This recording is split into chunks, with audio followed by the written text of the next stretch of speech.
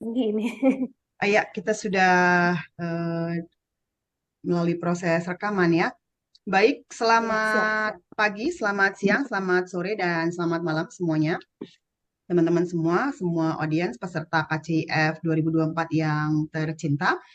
Hari ini kita memulai kick off ya, hari ketiga KCIF atau Second Annual Kartini Conference on Indonesian Feminisms yang berlangsung dari tanggal 24 sampai 30 Juni 2024 dari mulai hari Senin sampai Minggu.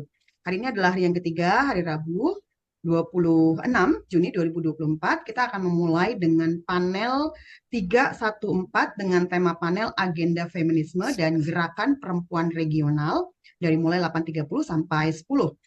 Kalau ada extra time, kita bisa nambah hanya 5 menit saja ya, karena kita akan ada panel parallel session berikutnya setelah itu. Baik, saya akan langsung saja menyerahkan ke chair kita, chair panel 314, yaitu Tuti Alawiyah, MSSW, PhD. Beliau adalah dosen ilmu kesejahteraan sosial Universitas Muhammadiyah, Jakarta. Saya persilahkan langsung saja ya, Tuti. Mudah-mudahan teman-teman presenter sudah membaca Code of Conduct ya, atau tata tertib untuk semua presenter. Silahkan Tuti, diambil alih. Terima kasih. Selamat berkonferensi ya. Terima kasih banyak. Assalamualaikum warahmatullahi wabarakatuh. Waalaikumsalam. Selamat pagi di Jakarta dan selamat malam untuk Ira atau di yang di Amerika atau di tempat lain. Eh, Panel yang ke hari ketiga saat ini temanya adalah agenda feminisme dan gerakan perempuan regional. Ada 4 pembicara yang akan mempresentasikan masing-masing memiliki waktu 15 menit. Saya hanya akan memberikan apa namanya overview sekilas tentang agenda feminisme dan gerakan regional. Pertama adalah bahwa dalam 10 tahun terakhir agenda feminisme itu ketika misalnya 3 dekade sebelumnya itu banyak bergerak di isu gender mainstreaming, demokratisasi dan lain sebagainya. Nah, 10 tahun terakhir dia berkembang lagi feminis ekologis. Nah, sebetulnya feminis ekologis itu punya akar yang kuat juga di dalam gerakan perempuan.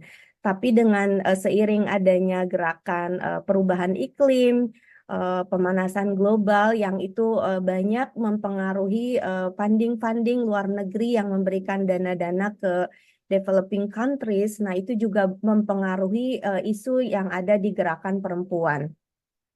Salah satu kenapa gerakan regional itu juga penting untuk kita cermati karena dia akan punya pengaruh terhadap gerakan nasional gitu. Jadi apa yang terjadi di negara kita di Indonesia itu sedikit banyak akan dipengaruhi oleh isu-isu global maupun isu-isu regional. Nah, isu global dan regional saat ini adalah feminis ekologis yang sebetulnya itu ada di sesi panel sebelah ya, yang di jam yang sama gitu. Namun harus kita ingat juga bahwa seiring melemahnya demokrasi dan demokratisasi di negara kita maupun di berbagai belahan dunia lain, dan meningkatnya konservatisme itu menjadi tantangan tersendiri buat gerakan perempuan karena dengan banyaknya meningkatnya konservatisme di negara kita ataupun di negara lain itu menjadikan perjuangan perempuan semakin sulit karena dia akan berhadapan dengan mereka yang memiliki pandangan lebih konservatif ataupun memiliki gerakan yang berbeda arah tujuan maupun progresivitasnya terhadap kemajuan perempuan secara umum maupun remaja perempuan dan masyarakat secara umum. Salah satu isu yang paling misalnya kentara adalah masalah aborsi. Misalnya banyak sekali gerakan pro-life begitu ya daripada pro-choice. Nah, itu merupakan salah satu tantangan buat gerakan perempuan. Nah, saya kira itu sekilas dari overview-nya. Kita akan mendengarkan masing-masing dari presentasi yang pertama. Saya tidak akan panjang membacakan CV karena nanti kita akan lebih mendengarkan ke presentasi dan setelah itu kita presentasi dari 4 orang, baru kemudian ada tanya jawab. Pertama adalah dari Dr. Neng Hanah MAG. Beliau adalah dosen di Universitas Islam Negeri Sunan Gunung Jati Bandung. Dengan tema yang akan dibawakan adalah Agensi Perempuan dalam Rencana Aksi Daerah, Pencegahan dan Penanggulangan Ekstremisme di Jawa Barat. Nah, ini merupakan tema yang menarik. Silakan, Teneng.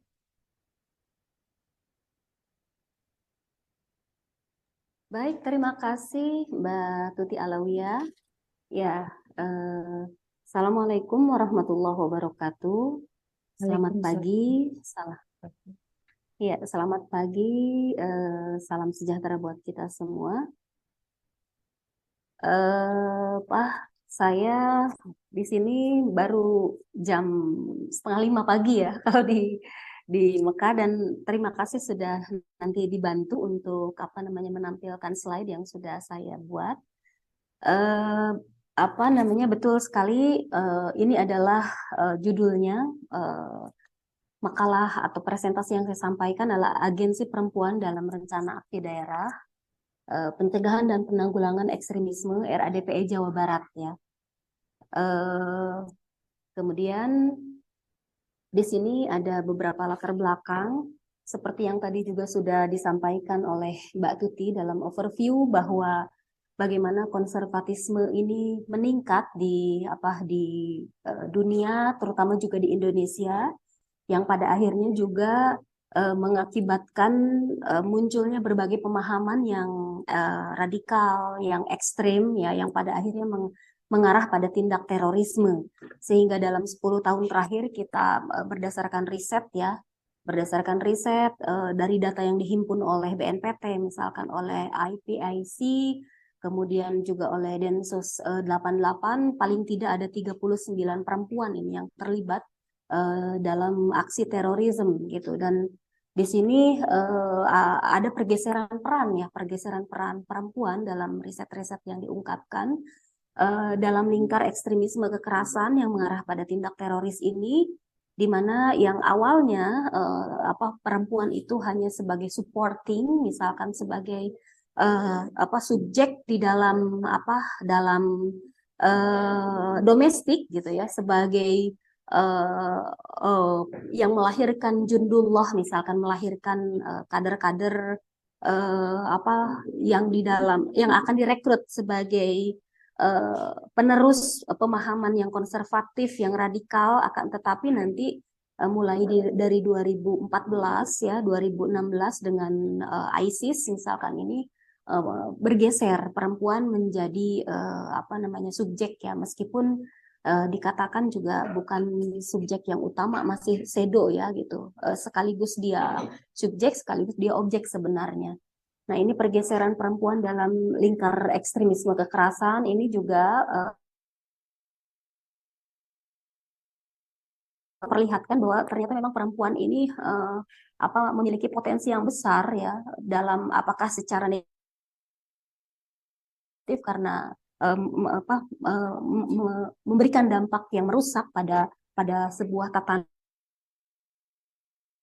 bangsa misalkan, akan tetapi juga memiliki potensi yang besar sebagai agen perubahan ya, karena memang di dalam komunitas-komunitas ini seringkali memiliki pengaruh yang kuat di dalam keluarga, di dalam lingkungan misalkan, dan bisa mempengaruhi pemikiran dan perilaku anggota keluarga di masyarakat. Nah, karena nanti wajah perempuan ini juga tidak di dalam lingkar kekerasan nanti tidak ditemukan, tidak ternyata multiface ya gitu, banyak banyak dan kemudian juga pemahaman perempuan yang mendalam tentang masalah lokal dan kebutuhan masyarakat sekitar ini karena yang lebih dekat dan lebih intens, perempuan memiliki kecenderungan kecenderungan pemahaman yang lebih dalam gitu, sehingga bisa memberikan perspektif yang berbeda, perspektif yang holistik gitu ya, yang terhadap faktor-faktor yang mempengaruhi terjadinya ekstremisme. Kemudian juga ada pengalaman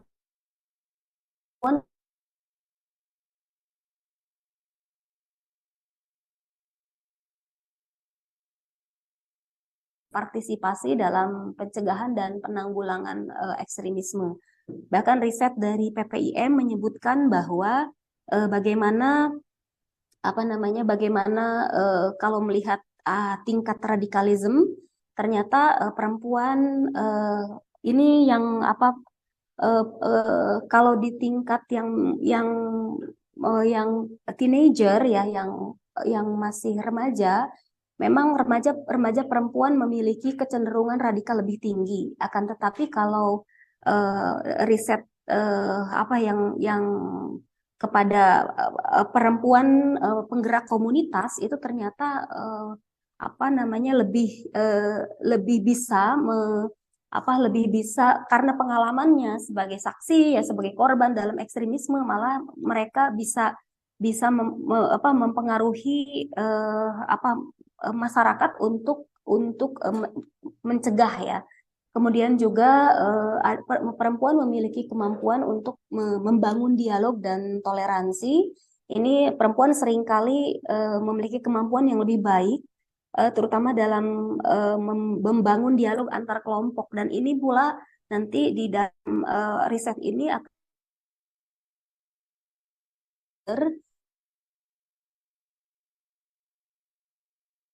beberapa unsur yang lainnya ini juga terbentuk dan pada akhirnya mendorong lahirnya rencana aksi daerah ya, Pergub nomor 40 tahun 2022 di Jawa Barat.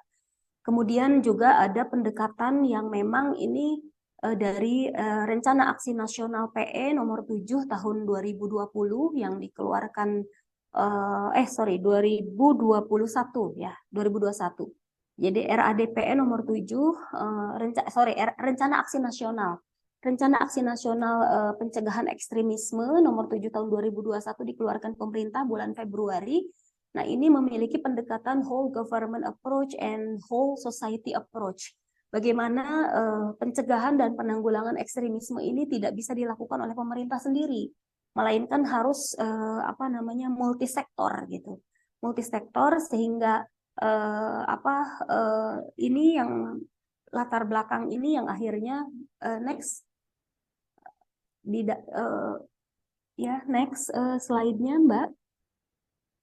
Jadi di sini pertanyaannya adalah apakah saya bisa dibantu slide-nya tujuan penelitian ini adalah untuk melihat bagaimana agensi atau daya laku perempuan dalam mendorong pemerintah Jawa Barat mengeluarkan dan mengimplementasikan rencana aksi daerah pencegahan ekstremisme di Jawa Barat. Next.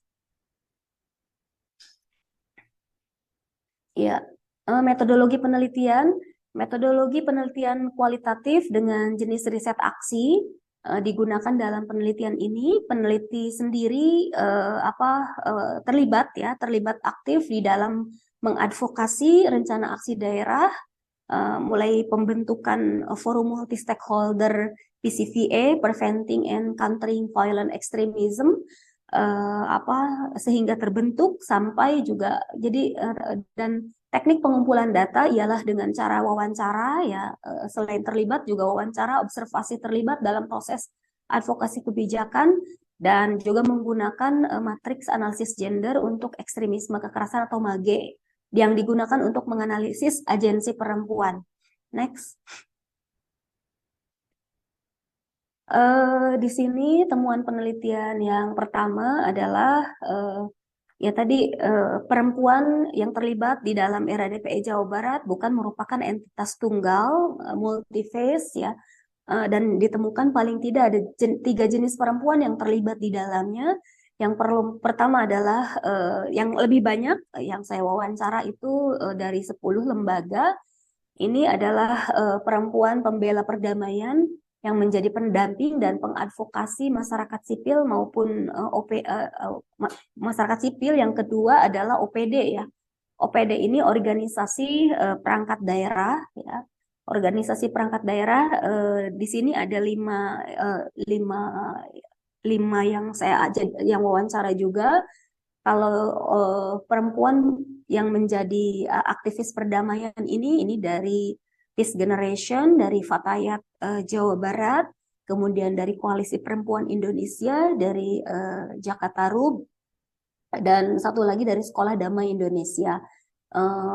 Kemudian kalau dari OPD, organisasi perangkat daerah, ini dari Bakesbang Pol Jawa Barat, kemudian dari Densus 88, dari DP3 AKB, dari Dinas Sosial dan Polda Jabar, unit PPA. Nah, sedangkan perempuan dalam lingkar kekerasan dalam hal ini adalah napiter ya. Napiter dan istri napiter yang bersedia dilibatkan ini merupakan dampingan yang memang dilakukan oleh Fatayat Jawa Barat, juga memang karena Fatayat Jawa Barat dan tadi ormas yang saya sebutkan tadi juga merupakan mitra WGWC. WGWC itu Working Group for Countering Violent Extremism, kemudian yang ditemukan juga perempuan korban ekstremisme terorisme. Dalam hal ini adalah lembaga keluarga penyintas ya. Saya memang baru di dalam riset ini satu ya, Mbak Vivi sebagai founder dari keluarga penyintas. Next. Selanjutnya temuan yang kedua adalah bahwa di sini agensi di sini ya merupakan kemampuan dan kehendak bebas atau free will seseorang tanpa dibatasi tekanan adat, istiadat, tradisi, kehendak transendental atau hambatan lainnya baik pribadi maupun kolektif. Dan di sini agensi ini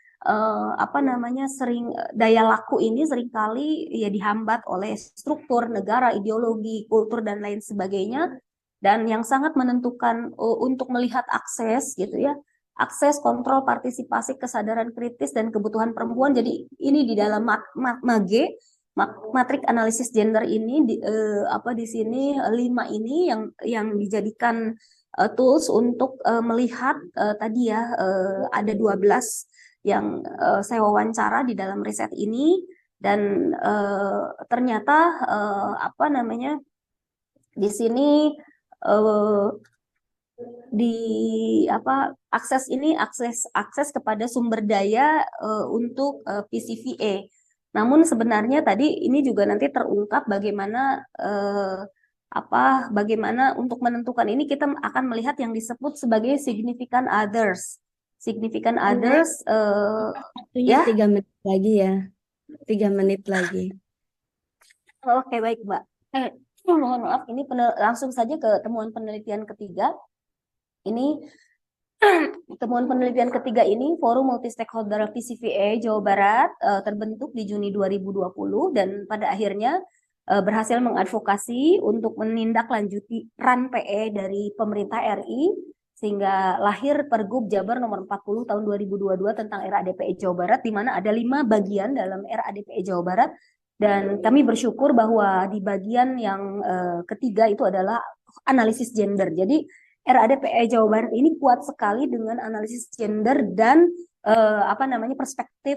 perspektif korban di sini. Karena apa? Karena draftnya pun dari kami Forum Multi Stakeholder yang membuat, di mana tadi unsurnya ini ada CSO juga pemerintah. Kemudian juga lahir di sini nanti Pokja ya, kelompok kerja rencana aksi daerah PE. Ini dibagi menjadi 4 Pokja dan tadi bersinergi antara pemerintah dan memang ada 3 hal di sini. Yang pertama di pencegahan itu adalah kesiapsiagaan, kemudian diradikalisasi, kemudian deradikalisasi. Dan ini terlibat multi pihak ya. Dan untuk kerja-kerjanya memang ada yang kolaborasi, ada yang memang tiap lembaga ini berdiri sendiri. Mungkin terima kasih itu Mbak atas presentasi saya kali ini.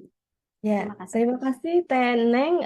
Itu presentasi yang sangat menarik ya, bagaimana perempuan bisa menjadi pelaku tapi juga bisa menjadi korban dari ekstremisme yang ada di sana. Dan yang kita apresiasi dari paparan Teneng adalah bagaimana forum multi stakeholder di mana di dalamnya ada perempuan yang terlibat bisa mempengaruhi perencanaan program penanggulangan ekstremisme tersebut.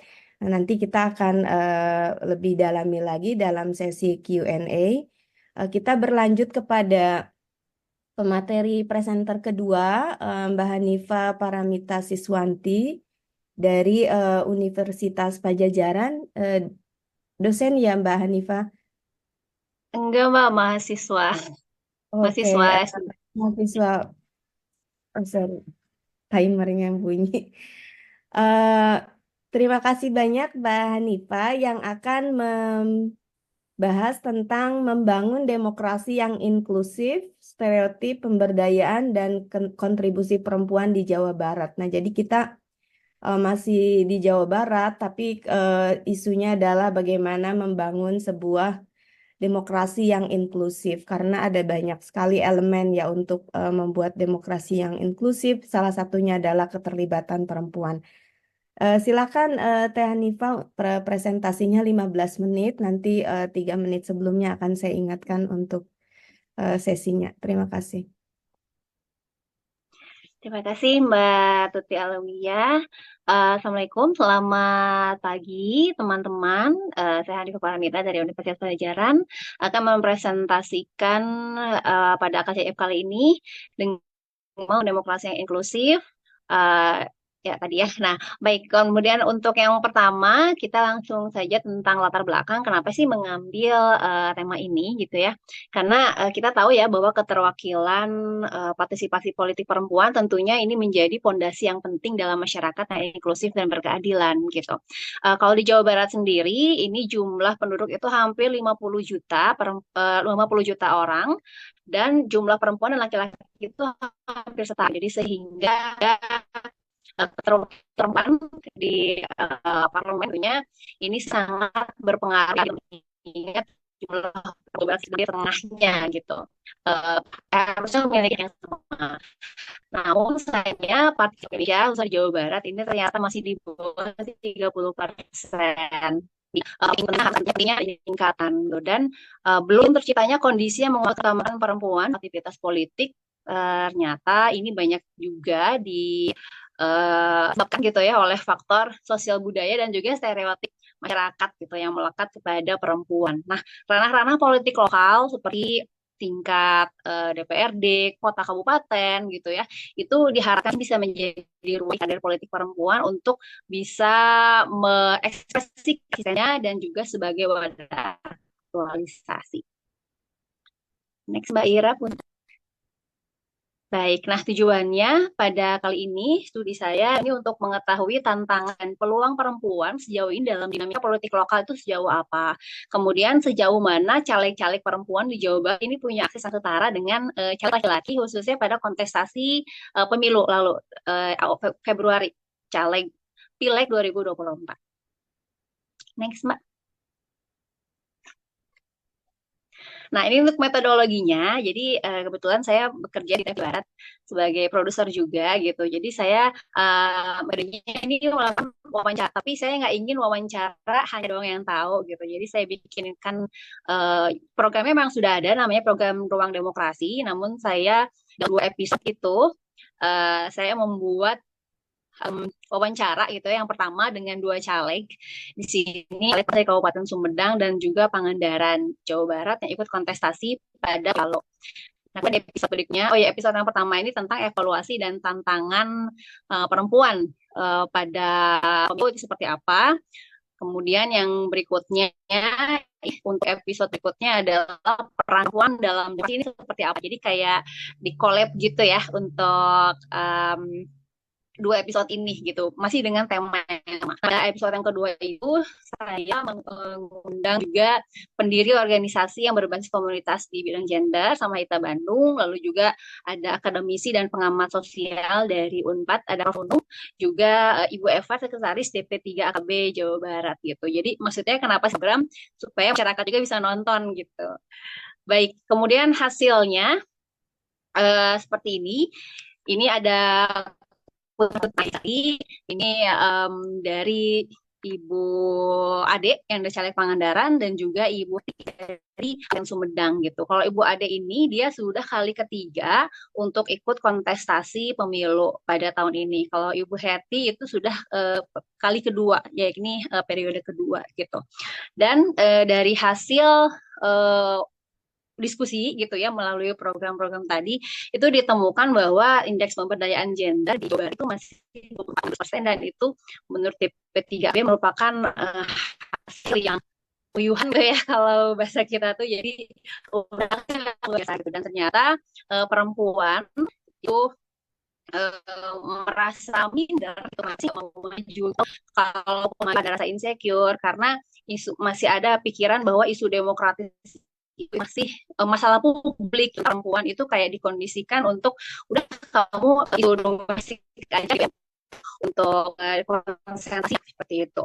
Nah kemudian juga untuk hal sendiri dari Sumedang, ini Bu Hetty mengungkapkan bahwa dari 50 anggota DPRD itu pada periode pertama itu hanya 9 orang perempuan, periode kali ini itu ada 12. Sedangkan di Pemda itu dari 40 hanya ada 10 perempuan gitu. Jadi memang masih di bawah 30% sebenarnya gitu. Dan mereka lihat bahwa perempuan ketika masa kampanye mereka kan sama-sama berjuang juga di masyarakat kampanye masyarakat. Nah, pinginnya gitu para caleg-caleg perempuan ini disupport gitu, disupport bahwa mereka itu tidak hanya untuk melengkapi persyaratan 30% aja di awal, tapi juga memang mereka itu disuntikan jiwa petarung gitu ya dan memang dipersiapkan untuk jadi gitu. Nah, ketika sudah jadi pun mereka juga berharap sama-sama berharap gitu bahwa ketika masuk ke legislatif itu tidak hanya menjadi anggota tapi juga ada kesempatan untuk menjadi alat kelengkapan atau menjadi kepimpinan gitu sehingga bisa membentuk keputusan-keputusan atau membentuk kebijakan yang ramah perempuan seperti itu.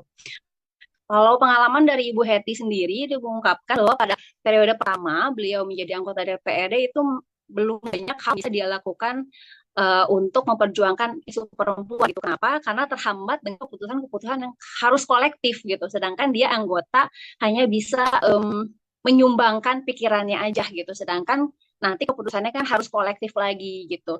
Nah kemudian tapi dia mencari celah gitu untuk masuk ke program-program perempuan seperti misalnya kolaborasi dengan dinas provinsi, kemudian juga membantu kelompok wanita tani dan juga teman-teman UMKM gitu. Dan mereka sih mengaku bahwa tidak ada khusus untuk alokasi anggaran gitu sebenarnya. Jadi mereka hanya mencari celah-celah gitu. Nah, kalau dari Ibu Ade sendiri beliau sudah kali ini periode ketiga.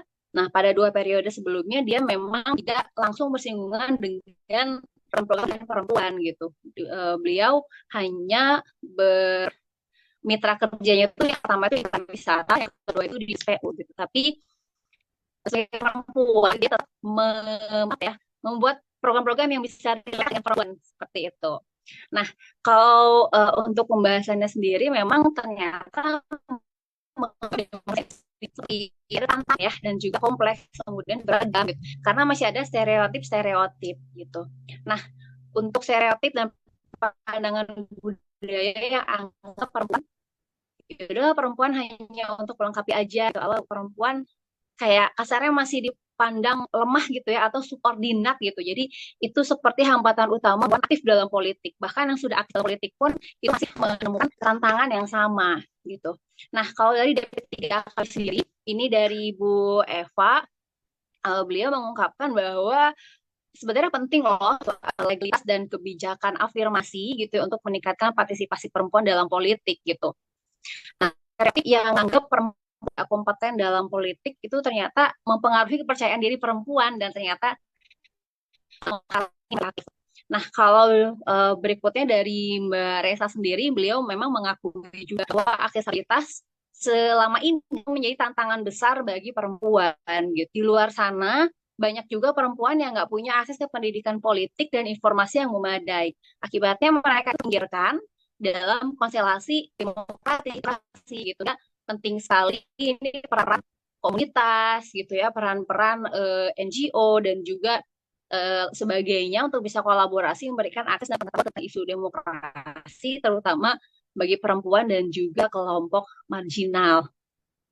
Dan kalau dari Prof. Nunung sih beliau ini menyoroti sebenarnya penting juga gitu ya untuk ada payung hukum dan juga implementasi tindakan afirmatif untuk mendukung perempuan dalam politik. Ternyata ini faktor ekonomi itu juga menjadi penghambat di mana perempuan nggak punya dukungan finansial untuk mau berkompetisi dalam kampanye politik gitu, dan itu menjadi hambatan utama juga sebenarnya, dan kompleks ya gitu, seperti yang hasil diskusi itu juga saya melihat bahwa ternyata masalah perempuan itu bisa kita lihat dalam satu layer aja gitu. Isunya itu nggak bisa, misalnya kita melihat isu kawin anak gitu, itu kan masih ada isu pendidikannya, ekonomi, kesehatan dan lain-lain. Jadi isu perempuan itu sebenarnya isu yang sangat kompleks. Untuk meningkatkan posisi perempuan, ternyata tidak. Jadi punya program sosialisasi dan pendidikan politik dari Ibu Eva ini menerangkan bahwa mereka sudah kerjasama dengan organisasi-organisasi perempuan dan juga NGO, juga sektor swasta gitu. Dan boleh Mbak disimpulkan saja. Oke, jadi sebenarnya bahwa dalam studi ini saya melihat pendidikan politik yang dilakukan oleh parpol juga ini ternyata sangat berpengaruh ya terhadap kesiapan dan juga keberhasilan perempuan dalam kontestasi politik gitu. Baik Ibu Heti, baik Ibu Ade itu yang di Sumber dan di Pangandaran, mereka sama-sama menekan pentingnya ada pendidikan politik yang tidak hanya untuk mengisi kuota 30%, tapi juga memastikan bahwa perempuan yang maju itu adalah petarung yang siap memenangkan kontestasi.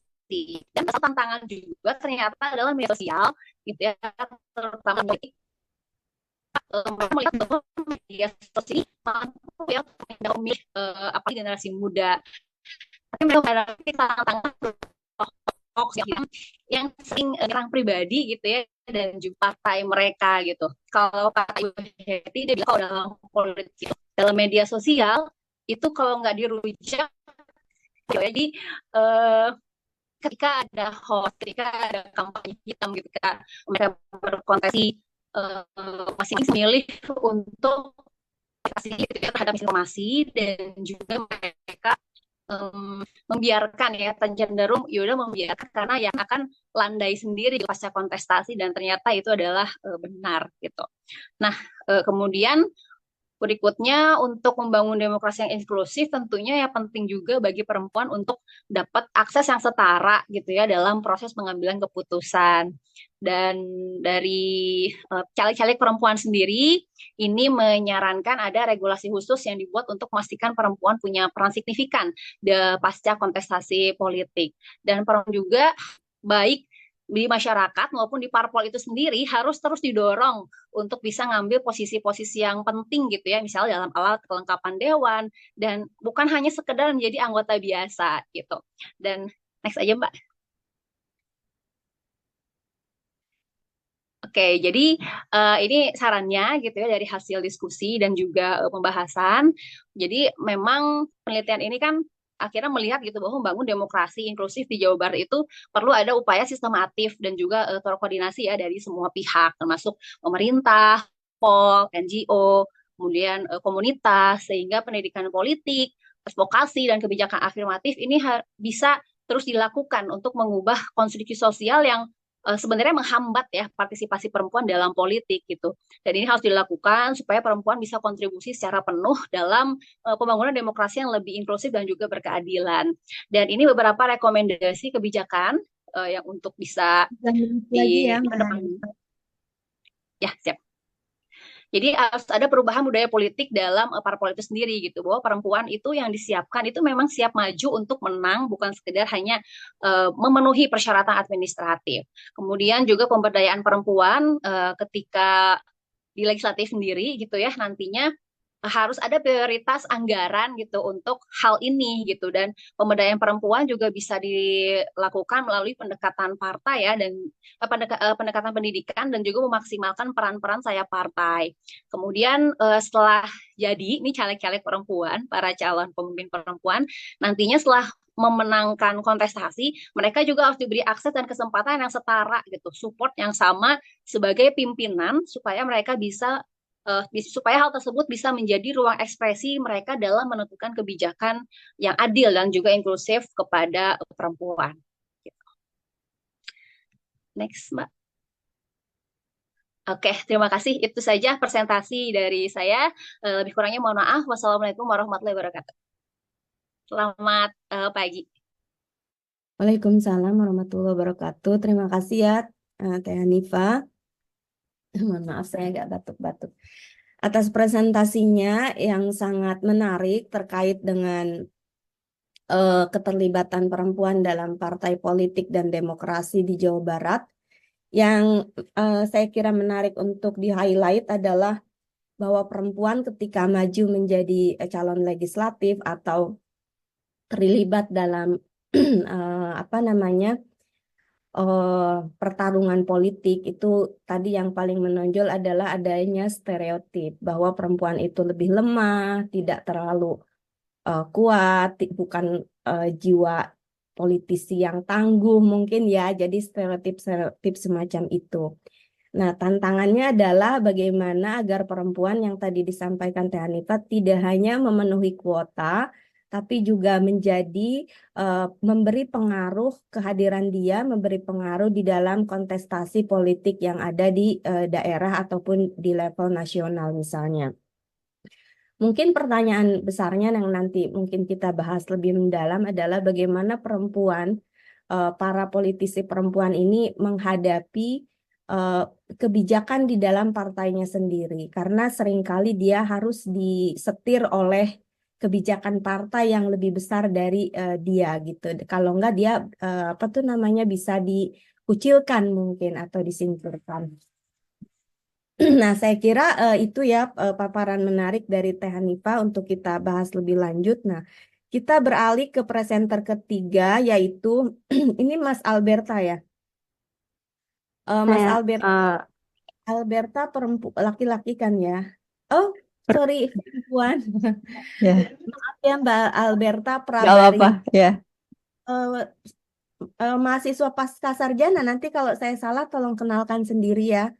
Jadi Iya, ada 3 presenter, satu Alberta Prabarini dari program studi Antropologi Fakultas Ilmu Fisip UI, kemudian Fitri Ayunisa pasca sarjana program studi Governance and Development dari University of Antwerp atau apa ini? Institute of Development Policy, kemudian yang ketiga Reza Arlianda dari program studi Arsitektur Universitas Bangka Belitung. Nah, menariknya presentasinya terkait dengan menuju penanganan lintas sektoral advokasi ruang aman untuk perempuan di Jayapura, Papua melalui institusi publik dan adat. Artinya ada apa itu namanya yang institusi publik berarti dilakukan oleh pemerintah dan juga oleh masyarakat. Ini akan menjadi presentasi yang menarik karena ini berdasarkan pengalaman dari Jayapura ya dari Papua begitu. Silakan Mbak Alberta dan teman-temannya untuk presentasi dan waktunya adalah 15 menit. Oke, terima kasih. Sebelumnya saya mau cek ini dulu ya, speaker dulu Bu Tuti apa kedengaran Iya jelas? terdengar dengan jelas. Tadi memang Mbak Oke, Anita agak ini ya kresek-kresek sedikit tapi overall sih ketangkap. Ya ini oke, mudah-mudahan nggak ada masalah speakernya. oke. Oke, mudah-mudahan. Oke, selamat pagi semuanya. Perkenalkan, nama saya Alberta, biasa dipanggil Berta. Di sini saya mewakili kelompok bersama Fitri Ayunisa. Di sini juga ada yang on cam Fitri Ayunisa dan juga Reza Arlianda. Tapi Reza Arliandanya ternyata ada raker di kampus, jadi belum bisa datang. Jadi kami berdua akan mempresentasikan. Saya izin sharing screen. Di sini sudah terlihat jelas ya. Oke, nah di sini tadi judulnya, ya waktu ngumpulin abstrak judulnya itu terus kita ada revisi dikit, yakni kami mau mempresentasikan tentang agensi penyintas dan penanganan kekerasan berbasis gender lintas sektoral, keberdayaan perempuan dalam menegosiasikan ruang aman di kota dan Kabupaten Jayapura, Papua. Kita ke sini dulu. Kenapa penting membahas kekerasan berbasis gender atau GBV, Gender Based Violence? Ternyata di seluruh dunia 1 dari 3 perempuan mengalami kekerasan dan terutama untuk perempuan usia produktif 15 sampai 64 tahun. Di sini ada data dari BPS Indonesia bahwa kebanyakan mengalami kekerasan yang paling banyak ekonomi, lalu emosional, seksual, fisik, dan keempatnya juga banyak yang mengalami keempatnya. Di sini juga kami mengambil data dari SPHPN Kemen PPAA bahwa di tahun 2022 terdapat 32.687. Nah, ternyata ini juga sudah diadvokasikan ya, maksudnya sudah dilindungi oleh negara sejak dulu melalui undang-undangnya KDRT di tahun 2004 nomor 23 dan yang baru akhir-akhir ini 12 tahun 2022. Nah, di situ juga kita juga meng-highlight bahwa terdapat berbagai rintangan seperti sosiobudaya, aparat hukum yang belum memahami tentang sensitif gender gitu ya, dan juga tentang korban yang kerap kali fluktuatif ya untuk memilih bungkam dan terkonstruksi untuk menyembunyikan pengalaman kekerasannya. Lalu kita ke metodologi, ya ini adalah pengalaman penelitian saya waktu saya ke Jayapura. Saya menggunakan analisis kualitatif. Waktu itu saya live in di rumah warga, semi etnografi tapi nggak lama-lama banget. Jadi analisis kualitatif dengan in-depth interview ke perempuan penyintas, 3 perempuan penyintas yang akan kita highlight di sini, dan observasi infrastruktur pendukung. Nah, kita beralih kita zoom ke Jayapura gitu ya. Papua dulu. Konteks kekerasan terhadap perempuan di Papua. Di Provinsi Papua ini tercatat per 2007 itu adalah provinsi dengan kasus kekerasan tertinggi di Indonesia. Namun di tahun 2022 dia naik ya 6 peringkat, ada di 7 dari bawah. Hal ini menjadi hal baik ya, karena berarti ada upaya baik dari orang-orang dari pemerintah dan orang lokalnya. Nah, konteksnya apa di Kota dan Kabupaten Jayapura ini, bahwa political willingness itu bisa kita lihat dari negara yang dinaungi oleh Otsus, karena kita tahu Papua memiliki otonomi khusus. Dalam hal ini sama seperti sebelum-sebelumnya ngomongin tentang perempuan, terus hak perempuan, kita lihat DP3AKB, terus juga elemen pendukungnya ya, baik puskesmas, terus polisi, terus bantuan hukum gitu. Terus ada di lingkungan gereja, masyarakat, terus NGO, LBH, dan di sini yang mau kita lihat dan berbeda dari tempat lain adalah adat, yakni institusi sosial namanya Ondoafi, atau mungkin teman-teman pernah dengarnya Ondofulu gitu, sama aja. Oke, nah di sini mungkin kita juga akan tampilkan ada studi literatur, jadi kita baca-baca apa yang berhubungan dengan topik kami gitu, ke topik kita, bahwa kepemimpinan Ondoafi ini di Otsus sana memiliki otonomi dalam mengatur kepemimpinan sendiri, dan pemerintahan Ondoafi ini ada dalam skema adat, tapi dia semi formal juga terhadap negara. Jadi negara juga maksudnya di sana provinsinya mengakui adanya Ondoafi, tetapi tetap yang memimpin itu negara.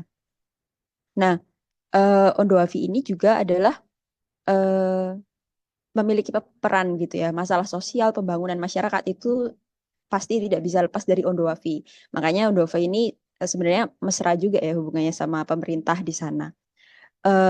Lalu juga ada salah satunya jurnal yang ditulis oleh APAI DKK. Dia melihat intervensi kesehatan yang berhasil dalam sebuah komunitas dengan melibatkan Bapak Ondo. Bapak Ondo ini adalah ketua Ondoafi gitu ya. Nah, ini kan dalam hal kesehatan. Sedangkan yang kita bahas kan dalam hal gender dan seksualitas ya, dan terutama penanganan kekerasan berbasis gender. Terus juga Simbolon melihat peran gereja dalam lanskap budaya masyarakat Jayapura. Itu juga gereja sangat memiliki peran penting gitu ya dalam kehidupan sehari-hari masyarakat. Mereka punya penggembalaan, baik gereja Kristen, Katolik, tapi mayoritas Kristen ya. Penggembalaan, terus juga mereka punya sinode-sinode, seperti itu juga sangat berfungsi. Lalu akan dilanjutkan oleh Fitri. Terima kasih Berta. Jadi menyambung dari apa yang dikatakan oleh Berta, sebenarnya walaupun literatur review sebelumnya itu membahas peran Ondo Afi dalam penanganan kesehatan gitu ya, kesehatan masyarakat, tapi kami juga melihat ini sebagai peluang gitu. Maka dari itu tujuan dari penelitian ini juga bukan hanya melihat bagaimana agensi penyintas berperan dalam upaya pengentasan dari kekerasan berbasis gender, tetapi kita juga ingin menawarkan peluang yang lain gitu dalam penanganan kekerasan berbasis gender alternatifnya itu bagaimana. Karena kan selama ini kita melihat bahwa pihak yang cukup aktif dari institusi gitu ya dalam menangani kekerasan seksual itu dari Kemen PPPA, kemudian Kemen PPPA juga memiliki UPT PPPA di tiap daerah, tetapi juga kita ingin melihat bahwa ada loh sebenarnya institusi semi formal gitu ya di masyarakat Jayapura yang kemudian cukup penting, cukup dilihat oleh masyarakat. Lanjut, Ber. Tak lengkap rasanya bila kita ngomongin tentang agensi, tetapi kita juga masih agak ngawang gitu ya tentang agensi itu sendiri. Nah, agensi itu sempat juga diungkapkan oleh panelis sebelumnya gitu ya, Bu Neng, kalau agensi adalah free will. Tetapi free will itu yang seperti apa gitu. Nah, itu sebelumnya dijelaskan juga oleh beberapa scholars, misalnya Sen, Nussbaum, Kabir gitu ya, bahwa agensi itu bukan sesuatu hal yang cuman kita lihat secara kasat mata, tetapi juga yang tak kasat mata dari motivasi mereka, kemampuan mereka untuk mau bergerak gitu ya, untuk mau keluar dari lingkaran kekerasan seksual, dan ini kemudian tentunya tidak berjalan mulus karena dalam upaya hingga motivasi yang dimiliki oleh penyintas perempuan untuk keluar dari lingkaran kekerasan tersebut pasti adanya pergolakan kuasa tawar, negosiasi, dan juga perlawanan dari diskursus dominan gitu ya perempuan di tengah-tengah masyarakat kita yang masih sangat patriarkis. Nah, kemudian melihat juga dari tulisan dari Hayes di tahun 98, dia menceritakan tentang integrated ecological framework. Jadi untuk memahami kekerasan seksual itu sendiri, kekerasan berbasis gender, kita juga harus melihat secara multi-layer. Jadi beliau mengatakan bahwa kalau misalnya ingin melihat kekerasan, jangan cuma melihat dari faktor individu gitu ataupun dari faktor makrosistemnya misalnya, tetapi kita juga bisa melihat bahwa ada faktor situasi di situ, ada juga faktor ekosistem gitu. Jadi bagaimana ketika kekerasan itu tetap selalu diproduksi oleh berbagai macam faktor yang ada di belakangnya, tetapi kita juga ingin melihat bahwa faktor-faktor ini sebenarnya juga peluang dalam penanganan kekerasan seksual. Nah, karena kita ingin berfokus pada adanya penanganan alternatif, kita kemudian bisa berfokus pada pada faktor ekosistem di sini. Jadi kalau misalnya di tulisan Hayes dia bilang bahwa faktor ekosistem itu adalah institusi dan juga struktural yang bisa menghambat ataupun menormalisasi kekerasan, tetapi bisa juga sebagai peluang bagi kita untuk mengintervensi secara lebih efektif dan juga cepat kepada korban penyintas kekerasan berbasis gender. Next, Ber. Nah, maka dari itu ketika kita memahami proses dari agensi perempuan penyintas untuk keluar dari kekerasan seksual, kekerasan berbasis gender, kita harus paham bahwa free will itu gitu ya yang sebelumnya dijelaskan oleh ya Ibu Neng, free will itu bukan benar-benar free, tetapi kemudian harus ada power to dan juga power over. Power to itu sendiri adalah intrinsic agency dari seseorang itu sendiri yang ingin keluar dari kekerasan seksual, kekerasan berbasis gender, tapi juga ada power over, yaitu tadi yang dibilang oleh Hayes, adanya faktor ekosistem, kemudian ada makrosistem dan lain-lain. Maka dari itu dalam memahami agensi itu kita harus sadar bahwa agensi tidak berjalan secara linear. Dari yang tadinya dia mau berubah terus kemudian bisa keluar gitu. Karena dalam prosesnya, dalam realitanya agensi itu justru tarik ulur. Jadi kebanyakan penyintas perempuan misalnya, dia sudah melangkah mencoba untuk mencari informasi ataupun reach out relasi gitu ya di luar dari rumah tangganya, tetapi kemudian mundur lagi karena ada berbagai macam hal. Jadi lagi-lagi kita juga memang harus ada pelibatan intervensi yang lebih efektif gitu ya. Dan di sini juga dari Keller dan Honia dia juga bilang bahwa terkadang dari berbagai macam faktor yang tadi dijelaskan oleh Haise, tapi juga ada sanksi adat yang kemudian itu cukup relevan pada kasus kami gitu, karena sanksi adat turut juga menjadi penghambat, tetapi kami juga melihat peluang bahwa ini bisa meringankan korban gitu ya, meringankan penyintas untuk terlepas dari sanksi adat tersebut. Dan selanjutnya bisa dijelaskan oleh Berta. Silahkan Ber. Oke. Next, langsung aja ke kasus. Langsung ya, oke. Terima kasih Fitri. Nah, di sini kita mulai cerita-cerita sedikit Menit tentang lagi perempuan ya, penyintas. Berapa menit lagi? Kak dan teman-teman, 3 menit lagi. Oh, 3 menit lagi. Oke, kita cepet aja. Jadi di sini kita ada 3 perempuan penyintas KBG. Sebut saja Mama FN, Mama YH, dan Mama ES. Ini ada 2 dari Kabupaten Jayapura, 1 dari kota. Di sini juga saya mewawancarai ada Bu Betty Puy, Kepala DP3A, terus petugas administratif, terus Bu Nona dari Ketua LBH API. Nah, di sini bisa dilihat ya, teman-teman, ada pola-pola pencarian keselamatan kepada institusi tertentu gitu ya. Di sini ada DP3A, terus juga LBH Apik, terus polisi, terus curhat ke penggembalaan gereja, ke atasannya di tempat kerja, kebetulan tempat kerjanya di bank gitu ya. Terus Mama ES ini melaporkan ke polisi karena ada kekerasan, terus juga di sini juga dia melakukan tuntutan sebesar 300 juta rupiah kepada mantan suaminya waktu itu dengan skema mekanisme hukum adat, yakni buka meja sidang para Ondo Wafi di Dogon Solo. Terus juga ya ini ada melakukan itu tapi dari mantan suaminya tidak datang. Kita langsung ke sini saja. Nah, di sini saya mencoba membuat matriks. Di sini tadi Fitri sudah menjelaskan konsep tentang agensi yang terdiri dari power to dan power over. Di sini power to adalah faktor ontogenik yang dimiliki oleh si pribadi itu di dalam dirinya, berupa kemampuan, apa namanya, willingness mereka sendiri, terus juga mungkin apa namanya, motivasi gitu ya. Di sini ada misalnya Mama FN, ini saya kode pakai warna ya. Jadi di sini ada kebutuhan hidup layak, sakit tumor karena terus-menerus disakiti oleh suaminya dari Mama YH, terus juga piutang yang ia miliki. Tadi juga menarik 300 juta itu adalah akumulasi dari mas kawin yang dulu belum dia bayar, tapi ya udah nikah aja dulu nanti utang gitu ya istilahnya si suaminya, mantan suaminya ini. Terus juga ada utang uang susu. Uang susu ini adalah kalau di Jawa nggak ada ya, tapi kalau di Papua ada di Jayapura. Jadi dia berutang ke mertua perempuannya dari istrinya karena sudah membesarkan dia. Jadi ini adalah uang yang ingin diakses oleh penyintas untuk dia keluar dari jerembab kekerasan ekonomi itu tadi.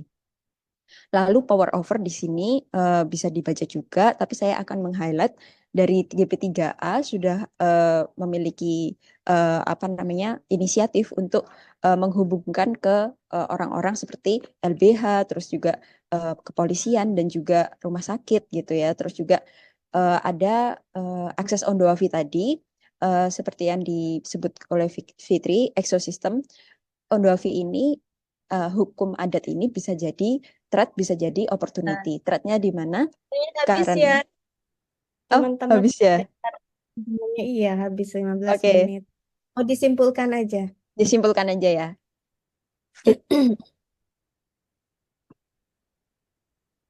Fitri. Oh ya, jadi sebenarnya kesimpulan kami itu langsung ke kesimpulan, sorry Ber. Jadi sebenarnya kesimpulan kami itu ada beberapa, tetapi gitu ya kami ingin melihat bahwa skema penanganan kekerasan ala negara itu nampaknya harus lebih apa ya, melihat pada konteks masyarakat yang lebih apa ya, yang lebih humble ya istilahnya ya, yang lebih dekat lah oleh masyarakat gitu. Karena kemudian ada momok sanksi adat, karena yang tadi kalau misalnya ada korban, kemudian korban ingin bercerai gitu ya dengan suaminya, dia harus buka meja, terus kemudian harus membayar sanksi adat, dan kita bisa tahu bahwa para penyintas ini kemudian masih financially dependent gitu ya kepada suaminya. Jadi hal-hal yang seperti itu yang nampaknya dalam penanganan berbasis gender belum dilihat oleh negara. Dan kita juga ingin apa ya mengatakan bahwa ketika kita melibatkan lembaga misalnya semi formal gitu ya, itu bisa jadi titik mulai jenis penanganan yang lebih dekolonial gitu. Jadi negara melibatkan lebih partisipatori lah dalam penanganan kekerasan seksual. Begitu, kekerasan berbasis gender begitu, Mbak. Oke, Hmm. sekian. Oke, Terima kasih. terima kasih ya Berta, Fitri, dan Reza ya yang sudah menyampaikan presentasi terkait bagaimana perempuan di Papua, Jayapura, Papua itu menangani isu kekerasan terhadap perempuan, dan bagaimana agensi perempuan bisa membantu mereka keluar dari persoalan tersebut. Salah satunya adalah tidak hanya dari struktur pemerintahan, tapi juga dari keterlibatan adanya lembaga adat. Itu sangat menarik ya, nanti bisa didalami di Q&A. Kita akan beralih ke pembicara ketiga sebelum kita buka pertanyaan, dan sudah masuk sebetulnya satu pertanyaan di sini. Presenter ketiga adalah Mbak Yuni Lasari, Sulih Indradewi, dan Ellen Meyanzi Yazak ya dari jurusan Ilmu Komunikasi Universitas Tribuana Tunggadewi. Presentasinya terkait dengan Festival Women Ngalam bergerak sebagai wadah penggerak aktivisme feminis di Malang Raya. Oke, jadi dari Papua kita beralih ke Jawa Timur, Malang. Silakan Mbak Yuni dan teman-temannya. Baik, terima kasih. Selamat pagi. Selamat malam juga untuk teman-teman yang ada di luar negeri. Perkenalkan, saya Yuni. Hari ini bersama dengan rekan saya, Suli Indradewi, dan mohon maaf sebelumnya untuk Ellen berhalangan hadir karena sakit gitu. Jadi nanti mungkin kita akan wakili. Dan kami ingin berbagi tentang pengalaman kami menemukan sebuah festival di Malang gitu ya, sebagai salah satu wadah untuk penggerak aktivisme feminis di Malang Raya. Nah, penting bagi kami untuk memberitahu terlebih dahulu gitu, bagaimana sih sebenarnya kondisi Malang Raya hari ini. Gitu. Kalau kita lihat memang keistimewaan Kota Malang ini karena Kota Malang itu mungkin kota yang punya banyak sekali jejak sejarah, terutama untuk perjuangan dan kontribusi perempuan sebenarnya. Tetapi karena memang banyak sekali perempuan-perempuan kerajaan gitu ya, kemudian juga tokoh-tokoh NU perempuan pertama di Malang dan lain sebagainya yang tidak banyak dicetuskan gitu ya di masyarakat, akhirnya juga memunculkan banyak sekali pandangan bahwa Malang nih tidak terlalu menyimpan sejarah gitu tentang perempuan. Kemudian juga Malang Raya ini yang menarik adalah dia sebagai kota pendidikan, di mana setiap tahunnya Kota Malang menerima 330.000 lebih gitu ya pendatang pelajar yang datang di sini, sehingga setiap tahunnya juga banyak sekali kehadiran komunitas-komunitas yang itu berkembang. Kemudian mereka membuat isu-isu ya, dan juga berusaha untuk membedah banyak sekali topik gitu di berbagai bidang, yang itu akhirnya memberikan circle bahwa ada bangunan kehidupan sosial, ekonomi, budaya, dan tingkat lokal yang mengikut sertakan perempuan dalam gerakan.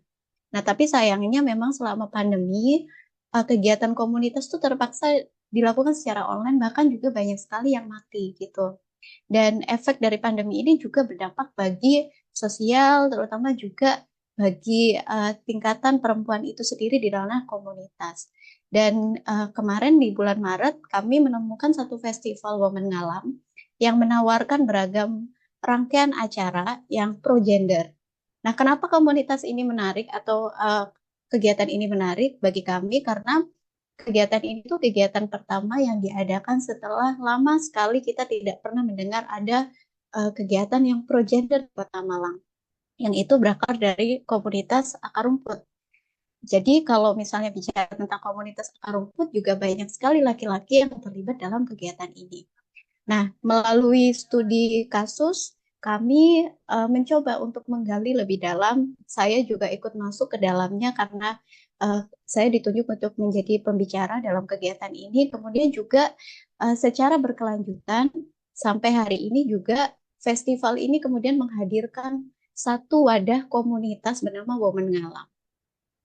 Nah, kemudian event pertama ini awalnya itu digagas oleh Paguyuban Literasi Malang. Jadi kalau di Malang itu komunitas-komunitas itu kan bergerak di berbagai bidang gitu ya. Nah, terus kemudian mereka itu bekerja secara swasembada tanpa ada NGO di belakangnya gitu ya. Bahkan pemerintah yang juga ikut serta dalam gerakan. Kemudian mereka merasa bahwa selama kegiatan ada hal-hal yang harus disampaikan secara langsung gitu dalam gerakan. Mereka ingin sekali menggagas pentingnya peran perempuan dan juga menggugah harapan sejarah adanya peran perempuan dalam perkembangan Malang Raya. Kemudian juga tujuannya untuk merangkul segala aktivitas perempuan di ranah inklusif dan membangun atmosfer pro-gender. Nah, pada mulanya sebenarnya hal ini ditemukan karena asalnya itu dari adanya kasus kekerasan seksual yang menimpa salah satu teman musisi di komunitas Malang. Kemudian berkumpullah tiga orang dari berbagai latar belakang komunitas yang tertarik, yaitu Mbak Miri, kemudian Mbak Binar, dan juga Mas Kevin. Kemudian mereka juga mengajak dari teman-teman literasi seperti Cak Pendek, ada ibu rumah tangga seperti Mbak Upi, ada juga aktivis lingkungan seperti Mbak Nada, dan juga Walhi, tokoh-tokoh lain yang tidak mau disebutkan, ini dari Walhi. Kemudian juga ada Mas Muhammad Al-Faizi juga dari Perpustakaan Gelap Terang. Lalu mereka kemudian membuat satu kegiatan untuk mewadahi International Women's Day kemarin. Mereka mengambil juga tema kait semua tumbuh dan berdaya. Ini artinya sebenarnya berkaitan dengan bagaimana pergerakan perempuan menurut mereka tidak hanya sekedar dipandang berdaya untuk dirinya sendiri, tetapi juga untuk seluruh elemen yang ada di sekitarnya. Ketika perempuan berdaya, kesadaran terhadap fungsi lingkungan di masyarakat dan juga sekitar ini juga akan tumbuh. Dan festival ini mengundang berbagai perempuan yang berjuang dalam hidup dan terlibat dalam hal-hal baik yang berfokus pada perubahan sosial. Nah, kami melihat bahwa festival ini itu adalah sebuah gerakan sosial baru yang tidak hanya berfokus dan juga berfungsi menyebarkan dan bertukar informasi, tetapi juga memberikan dampak yang berskala besar. Mereka hadir dengan Festival Women Ngalam ini untuk membuat ruang di mana semua orang tuh bisa secara bebas menunjukkan karya-karya melalui pameran, kemudian workshop, kemudian juga ada diskusi gitu ya. Salah satunya ini dalam kegiatan mereka buat sharing sessionnya itu tentang karena kami butuh ruang aman dan juga karena Malang itu juga kemarin sedang ada kasus kanjuruhan ya, jadi ada perempuan-perempuan kanjuruhan atau korban-korban kanjuruhan yang kami undang untuk berbagi, kemudian bercerita lebih dalam tentang bagaimana mereka membuat gerakan untuk menunjukkan hak-hak mereka terkait kasus kanjuruhan. Dan pertama, Festival Women Ngalam ini juga menyadari adanya kebutuhan yang berbeda dari setiap orang, sehingga harus ada kemauan untuk menanggapi tiap kebutuhan tersebut. Mereka juga sadar bahwa setiap kali ada ruang-ruang seperti ini, pasti akan ada trigger, kemudian ada trauma yang terjadi gitu ya, sehingga akhirnya mereka juga berdiskusi dengan psikolog dan menghadirkan psikolog di dalam kegiatan tersebut. Dan mereka juga paham bahwa gerakan itu harus difasilitasi dengan pemahaman literasi yang juga pro gender gitu ya, wacana pro gender, sehingga dalam kegiatan tersebut juga dibuat sebuah review buku perempuan yang dihadiri oleh berbagai macam kalangan masyarakat dan juga pelajar. Nah, lalu ada juga yang menarik bahwa di Kota Malang hari ini juga kami sangat tertarik dengan isu lingkungan dan juga perempuan. Sehingga kami juga melihat bahwa teman-teman di pesisir itu banyak juga yang masih belum bisa mendapatkan akses untuk kebutuhan kesehatan reproduksi dan juga untuk mendapatkan pembalut kain gitu ya, pembalut misalnya gitu. Sehingga akhirnya kita membuat kegiatan bernama workshop pembalut kain atau menstrual pad yang nantinya di sana juga dibuatkan untuk teman-teman agar bisa mendapatkan akses yang lebih baik. Lalu kegiatan di situ juga berkolaborasi dengan banyak komunitas sehingga terdapat banyak lapak dan juga workshop. Nah, pandangan kami terkait Women Ngalam ini adalah bagaimana ruang ini menjadi wadah menyebarkan kritik sosial dengan menyediakan lingkungan yang dimana setiap individu itu dapat berkumpul, terus saling berbagi informasi, berdialog, bahkan bergerak bersama untuk membentuk tindakan yang pro-gender. Feminis juga mengatakan bahwa kita butuh ruang yang aman gitu ya untuk perempuan gitu. Dan Festival Women Ngalam Bergerak ini juga menyadari bahwa harus ada atmosfer pro-gender ini dimunculkan di Malang Raya. Karena kalau kita lihat komunitas sebenarnya itu circle-nya itu selalu berubah setiap 5 tahun. Apalagi kalau komunitas di Malang ya gitu. Karena mereka itu setiap selesai kuliah pulang gitu ya. Jadi komunitas tuh kadang terputus gitu. Sehingga kita tuh pengennya dari warga Malangnya sendiri yang juga ikut merasakan bahwa isu-isu perempuan ini itu bukanlah isu komunitas pelajar semata, tetapi adalah isu sosial yang harus mereka sadari, harus ada atmosfernya dari masyarakat. Dan Festival Women Ngalam ini memberikan bantuan dari pemulihan yang melibatkan korban hingga anggota masyarakat. Kunci utama dari sebuah pemahaman komunitas adalah kepedulian. Jadi adanya empati di mana ia menjadi nilai atau motif dalam berpikir dan juga bertindak sehingga menjadi jalan memahami pengalaman tiap individu yang berbeda. Ketika mereka menyadari bahwa muncul banyak kasus kekerasan seksual hingga pelecehan seksual di Kota Malang, maka mereka juga menyadari bahwa ruang aman tersebut harus diciptakan agar setiap individu terlindungi. Jadi Festival Women Ngalam juga memahami pentingnya peran perempuan bersuara, lalu juga menyadari bahwa ada kebutuhan-kebutuhan keadilan restoratif misalnya yang merujuk pada pemahaman pengembalian pemulihan ini tadi, atau juga keadilan transformatif yang lebih berfokus pada kerugian-kerugian atau kesenjangan sosial. Seperti misalnya kita tahu bahwa kondisi sosial yang melanggengkan kekerasan sebagai sistem penindasan atau eksploitasi, dominasi dan kekerasan negara diharapkan dapat sedikit berkurang dengan kegiatan-kegiatan seperti ini. Nah, dari kegiatan ini kita menyadari juga bahwa tidak cukup 1 atau 2 hari untuk menciptakan ruang aman gitu. Tetapi kita memulainya dengan atmosfer ini, menyadarkan bahwa isu ini adalah isu bersama, isu di mana semua orang bisa saling berkaitan satu sama lain dan saling mensupport satu sama lain. Dan pada April setelahnya kami juga bergabung dalam komunitas. Jadi yang awalnya kegiatan, mereka kemudian menautkan diri menjadi Women Ngalam sebagai komunitas yang saat ini juga banyak sekali memberikan kegiatan-kegiatan yang pro-gender. Mereka juga sadar bahwa dalam komunitas itu sendiri harus ada pemahaman gender yang dimiliki oleh gerakan, sehingga mereka juga secara terbuka membuat kelas internal yang secara teknisnya diisi oleh masing-masing anggota setiap 2 minggu sekali. Kemudian fokusnya itu membahas tentang bagaimana akar sejarah, terus kemudian mereka juga menyelenggarakan berbagai macam diskusi-diskusi yang mensupport kegiatan. Terakhir kemarin malam itu kami juga berdiskusi tentang Rojava, misalnya sebenarnya seperti itu. Nah, sampai hari ini juga Women Ngalam ini masih berjalan dan juga belajar gitu ya untuk menciptakan ruang aman. Jadi semisal kami gitu ya menawarkan hari ini Festival Women Ngalam di sini, kami juga berharap teman-teman juga saling berkaitan nih dari region satu ke regional lain untuk saling support bagaimana gerakan-gerakan ini juga bisa memicu komunitas-komunitas untuk mengarah kepada masyarakat-masyarakat yang lebih pro-gender. Itu aja kesimpulan yang bisa saya dapatkan. Jadi bahwa Festival Women Ngalam ini juga mampu mengumpulkan bukan hanya aktivis perempuan, tetapi juga banyak komunitas yang didominasi laki-laki sehingga akar kepedulian dari masyarakatnya juga diharapkan memunculkan ruang aman yang pro terhadap perempuan, terus kemudian memunculkan ruang diskusi baru dan menghasilkan gagasan baru tentang gerakan feminis. Terima kasih untuk kesempatannya. Itu saja. Wassalamualaikum warahmatullahi wabarakatuh. Waalaikumsalam warahmatullahi wabarakatuh. Terima kasih ya Mbak Yuni dan kawan-kawannya. Ini merupakan upaya gerakan perempuan grassroots ya yang diprakarsai oleh teman-teman di Malang melalui festival Women atau Women Ngalam ya. Nah, kalau kita ingat Woman, ada apa? Apa Mbak woman, Yuni?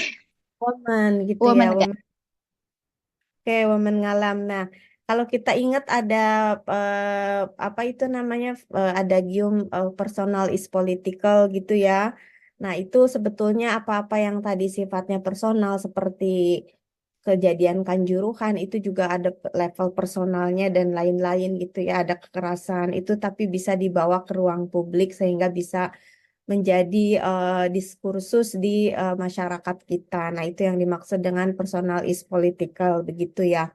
Jadi kalau kita simpulkan, runut kembali ke presentasi yang pertama tadi dari Teneng, kemudian Mbak Hanifah, kemudian Berta dan Yuni. Nah, ini sebetulnya dinamika dan modifikasi ya, karena kalau kita ingat gerakan perempuan itu kan sudah ada sejak mungkin deklarasi PBB tentang hak asasi manusia, ada hak-hak ekosok yang di dalamnya juga partisipasi dan lain-lain.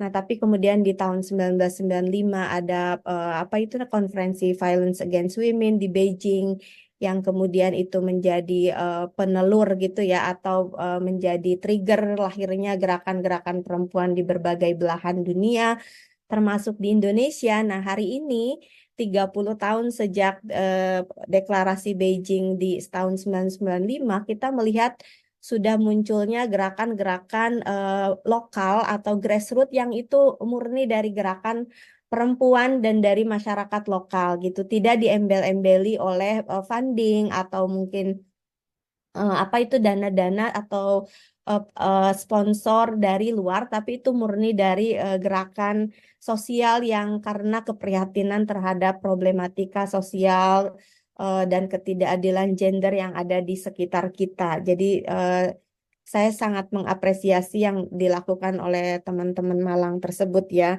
Nah, jadi kalau kita menyimpulkan, tadi kita berdiskusi di awal tentang adanya penanggulangan ekstremisme, kemudian beralih ke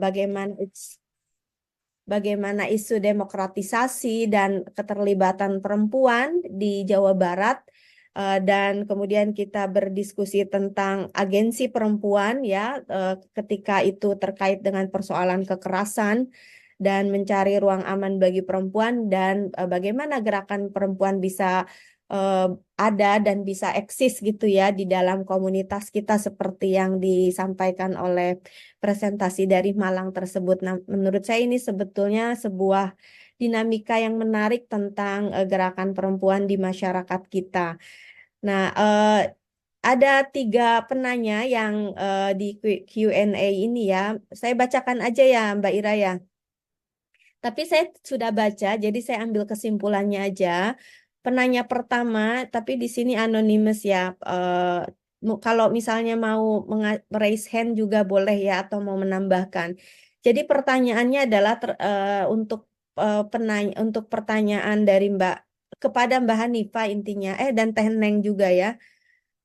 Eh, Sebetulnya katanya di sini berdasarkan pengalaman dia juga bahwa seringkali agenda perempuan di pemerintahan itu di-drive atau didorong oleh perempuan sendiri atau LSM atau CSO atau akademisi gitu ya yang concern terhadap perempuan. Nah, kelemahannya menurut penanya ini adalah tolong disampaikan ya namanya siapa kalau masih ada di sini adalah pemerintah kurang konsen gitu, kurang konsen terhadap isu perempuan sendiri sehingga ketika misalnya perdanya lahir, perda itu tidak bekerja gitu karena ada ignorance atau mungkin ketidaktahuan sehingga dia tidak bisa diimplementasikan dengan baik. Nah, pertanyaannya bagaimana strategi yang tepat untuk mendorong pemerintah menggolkan kebijakan atau perda yang berkeadilan gender tapi tidak hanya asal ada. tapi pemerintah sendiri sadar, mengerti, dan memastikan kebijakan perda tersebut bekerja. Nah, saya kira ini bisa untuk semua presenter ya, pertanyaan pertama, karena juga terkait misalnya bagaimana teman-teman di Malang atau di Papua bisa mempengaruhi kebijakan pemerintah gitu. Itu pertanyaan pertama. Pertanyaan kedua terkait dengan kekerasan terhadap perempuan yang tadi paparan dari Mbak Berta dan teman-temannya. Pertanyaannya adalah ini menarik ya karena Tarisha ya bilang, apakah di masa yang akan datang nanti ketika generasi saya Gen Z secara sistematis mulai mengisi pos-pos penegakan hukum hingga formulasi kebijakan politik baik di level nasional maupun internasional, pemberian normalisasi terhadap setiap upaya defensif para penyintas kekerasan yang berbasis tindak kekerasan seperti disebut dalam beberapa kasus, dia memberi contoh ya, misalnya ada yang di Inggris gitu dan lain sebagainya, tapi intinya adalah bagaimana defense dari lawyer itu bisa mengurangi hukuman terhadap pelaku misalnya pembunuhan terhadap pasangannya yang baru-baru ini terjadi, dan saya kira itu diposting oleh Mbak Liz Markus ya tentang keringanan hukuman dari yang tadinya misalnya seumur hidup menjadi 3 tahun. Nah, apakah itu bisa disebut normalisasi atau tidak? Nah, mungkin itu bisa dibahas di sini ya. Jadi itu 2 pertanyaan. Apakah ada satu lagi yang ingin bertanya mungkin secara online langsung dari para peserta dan partisipan yang sudah sangat sabar ya dari tadi menunggu dari jam berapa kita mulai 8.30 dan sekarang 9.49. Sebetulnya waktu kita tidak banyak ya, hanya 15 menit. Tadi kata Mbak Ira hanya tambahannya 5 menit. Dan nanti ada respon dari presenter. Silakan kalau masih ada satu penanya. Kalau tidak ada cukup 2 dulu ya, karena itu juga lumayan kompleks pertanyaannya dan bisa Ini dibahas. udah, maaf, Oh, Tuti, ini udah. udah ada maksudnya tiganya udah dibacain tadi ya, tiga-tiganya Eh, yang di dua, Q&A. 2 dan 3 itu pertanyaannya satu. Oh, oke. Satu orang. Langsung aja kali ya, karena waktunya Ya, terbatas boleh. banget ya. Oke. Siapa yang mau menjawab duluan? Saya boleh. Ya, Mbak. boleh. Silakan. Iya, tadi pertanyaan yang pertama ya, yang bagaimana sih supaya Perda gitu ya, perempuan ini bisa goals gitu ya, dan juga bisa langsung diimplementasikan gitu. Nah, kalau menurut saya kita perlu melibatkan masyarakat juga ya Mbak ya, untuk bisa berkampanye, meningkatkan awareness mereka gitu tentang pentingnya Perda mengenai perempuan gitu. Nah, edukasinya mungkin kita bisa lewat media sosial. Kalau untuk Gen Z sekarang mungkin lewat TikTok gitu ya, pokoknya semua Pak, saluran maaf kita saya potong sedikit ya. Pertanyaan ya. dia konteksnya bagaimana memberi awareness kepada pemerintah sehingga Oke. perda yang sudah ada itu tidak asal ada gitu. Itu sih. Jadi pemerintahnya ikut andil dalam pelaksanaannya begitu. Oke, iya Mbak. Kalau menurut saya, bagaimana meningkatkan awareness kepada pemerintahnya itu kita bisa melibatkan masyarakat juga gitu Mbak. Jadi masyarakatnya dulu kita beri kesadaran gitu supaya kita sama masyarakat itu bisa sama-sama mendorong pemerintah gitu, pemerintah untuk eh, mau gitu ya memaksimalkan perda tentang perempuan itu. Kemudian juga kita selain itu juga bisa melibatkan media, Mbak. Kita bisa pakai media untuk menyebarluaskan informasi tersebut gitu. Jadi liputan-liputan media itu kita bisa membantu meningkatkan kesadaran dan pada akhirnya mendesak pemerintah gitu nantinya untuk bisa ngambil eh, apa? Bisa ngambil tindakan seperti itu, Mbak. Silakan untuk yang lain untuk kakak untuk menambahkan. Silakan yang lain langsung aja ya.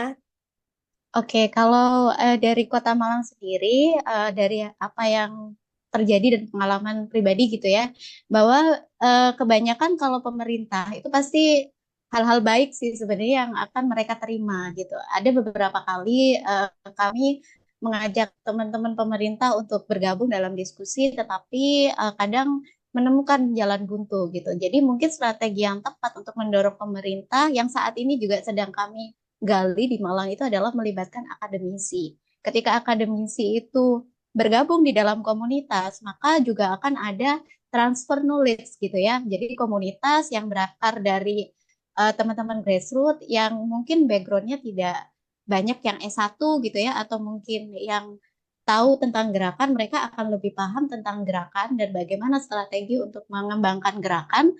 Kemudian akademisi juga terbantu secara akademik untuk mengembangkan riset-riset yang berkaitan dengan komunitas. Karena kami, terutama saya gitu ya, karena saya juga pengajar, saya banyak terlibat dalam gerakan karena konsen saya mencoba untuk konsen di dalam gerakan-gerakan yang mana itu juga ternyata dibutuhkan gitu oleh komunitas. Mereka juga butuh eh, ibaratnya butuh eksistensi untuk misalnya menaikkan isu gitu ya. Nah, kalau misalnya tidak ada pemahaman tentang itu di akademisi, maka akan sulit. Kemudian yang kedua adalah melibatkan kampus, di mana mereka sadari bahwa di dalam komunitas di Kota Malang itu tidak ada NGO yang mengcover kegiatan gitu ya. Jadi mereka hidup dalam nafas komunitas sendiri. Jadi dengan melibatkan kampus, mereka berharap ada CSR yang bisa membantu untuk memberikan pengembangan-pengembangan dalam segi sosial gitu. Jadi masyarakatnya juga terbantu dalam segi sosialnya. Mungkin itu sih Bu Tuti dan juga teman-teman mungkin bisa Ya, dibantu. terima kasih ya. Itu poin yang menarik sih dari Mbak Yuni tadi terkait keterlibatan akademisi dan aktivis. Karena di sesi sebelumnya itu ada bagaimana aktivis dan akademisi bisa berkolaborasi gitu. Nah, dalam hal ini konteksnya untuk mempengaruhi kebijakan pemerintah dan implementasi dari kebijakan tersebut. Yang dari Mbak Hanifah tadi meng-highlight peran media ya dan juga peran masyarakat untuk menjadi pendorong perubahan. Apakah ada lagi dari presenter yang lain atau mau ke pertanyaan kedua? Oke, silakan Berta. Iya, mau nambahin aja di konteks Papua yang tadi saya sebutkan tentang Otsus dan juga Ondoafi, mungkin yang bisa diintervensi dari segi pemerintahan, sebenarnya udah ada political willingness atau upaya baik dari pemerintah berupa pengundangan mama-mama Ondoafi. Tapi ini juga riskan karena jangan sampai ini juga menjadi momen untuk cuma token aja ya. Jadi misalnya yang diundang cuma pejabat-pejabatnya dari Ondoafi ini aja. Nah, makanya dari situ harus ada distribusi kekuasaan juga dengan pemahaman ke orang-orang yang ada di Ondoafi, tapi tetap melalui pintu Ondoafi karena memang masyarakat secara organik sudah memiliki institusi adat di situ gitu. Jadi sebenarnya pemerintah sebagai pemegang regulasi gitu ya bisa punya apa namanya bisa turun langsung, tapi di situ udah ada Ondoafi sebagai gatekeeper dan itu yang harus dimanfaatkan untuk konteks Jayapura. Dan saya yakin di tempat-tempat lain itu pasti banyak karena sejatinya Indonesia ini hampir semua masyarakat adat ya. Jadi pasti ada ruang-ruang untuk itu di masyarakat. Oke, kalau Teneng sudah ini ya, terima kasih ya Berta. Teneng udah keluar ya, mungkin karena tadi kok ini ya sudah terpental mungkin dari. Iya, tadi katanya terlempar ya karena jaringan internet. Oke, mungkin ke pertanyaan kedua ya, langsung jika ada yang mau menanggapi dari presenter.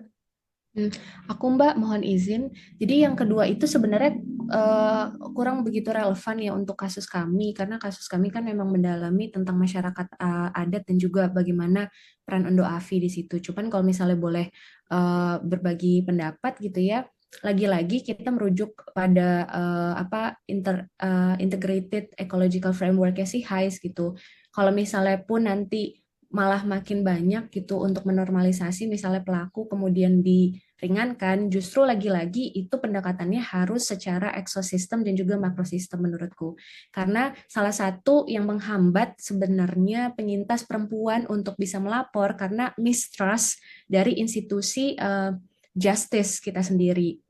Dan maka dari itu kayaknya cukup relevan ya untuk kemudian dari aparat polisi, kemudian bahkan dari tingkat RT aja gitu ya, RT, RW, polisi, sampai kemudian pengadilan gitu. Mereka memang benar-benar memiliki pengetahuan yang berpihak kepada penyintas. Dan bukan hanya keberpihakan pada segi knowledge, tapi juga pada pemudahan akses bagi penyintas perempuan untuk bisa proving kalau mereka adalah penyintas gitu. Karena kan yang kita tahu akses untuk misalnya ronsen ataupun scanning untuk bisa proving the evidence itu kan juga masih belum diketahui banyak ya oleh para penyintas gitu. Dan lagi-lagi UPTD, PPPA misalnya, itu kan juga mereka cukup promoting ya untuk pelaporan, kemudian bagaimana sih penanganan pasca selesai dalam apa namanya pelaporan itu sendiri gitu. Jadi itu sih paling Mbak yang bisa aku katakan. Terima kasih. Oke, terima kasih Mbak Fitri. Ada lagi yang lain yang mau menambahkan atau Mbak Ira mau menambahkan terkait pertanyaan kedua? Karena menarik pertanyaan kedua tadi. Lanjut aja silakan presenternya Oh, buat oke. jawab ya. Center yang lain ada yang mau menambahkan? Mbak Yuni, Mbak Hanifah, Mbak Kalau Iberta. yang pertanyaan kedua tuh tentang apa ya? Itu tadi, mohon maaf. Jadi pertanyaannya sih, apakah kita bisa menormalisasi tindakan kekerasan yang dilakukan oleh dalam hal ini pelakunya perempuan kepada korban lain, misalnya suaminya atau siapapun orang terdekat, karena sebetulnya perempuan itu pernah mengalami kekerasan bertahun-tahun. Jadi sebetulnya menurut saya ini pandangan pribadi dulu ya, bukan menormalisasi, tapi di situ adalah keringanan hukuman karena eh, sejatinya si perempuan itu tidak bersalah, tapi pengadilan tetap mau mengakui ada kesalahan di pihak pelaku perempuan gitu. Tapi kalau misalnya dia dihukum misalnya hukuman mati lagi atau hukuman seumur hidup itu tidak sebanding dengan pengalaman hidup dan kekerasan yang telah dia terima selama berpuluh-puluh tahun begitu sih. Makanya Iya, kemudian pengadilan yang lebih pro terhadap perempuan itu dalam tanda kurung ya mengampuni kesalahan perempuan itu tapi tetap memberi hukuman yang jauh lebih ringan begitu. oke. Kalau dari Kota Malang sendiri sih sempat beberapa kali kami temukan di komunitas adanya ketimpangan yang seperti ini gitu. Tetapi memang dari segi kami di komunitas grassroots tidak selalu kita itu eh, mengikuti sampai dengan ini ya apa proses hukumnya gitu ya karena kami berkomunikasi juga dengan LBH gitu. Nah, sementara kami berkomunikasinya dengan LBH Surabaya gitu ya untuk membantu teman-teman yang terlibat ini gitu. Contoh kasusnya itu seperti kemarin ketika Hari Buruh kami membuat eh, satu acara gitu ya tentang cerita-cerita buruh hari ini gitu dan kami hadirkan teman-teman organisasi PRT di situ yang mereka juga banyak bercerita tentang kasus-kasus yang mereka alami dan beberapa temannya juga eh, harus mendapatkan trauma yang seperti itu. Tapi kami melihatnya dalam segi trauma gitu ya, bahwa mereka yang pernah disakiti gitu ya, ingin melakukan gitu atau mau mencoba gitu. Tetapi ya balik lagi, kami hanya menyediakan sih, fokusnya itu hanya menyediakan misalnya seperti konsultasi bersama dengan psikolog atau dengan LBH sebagai penyedia layanan hukumnya.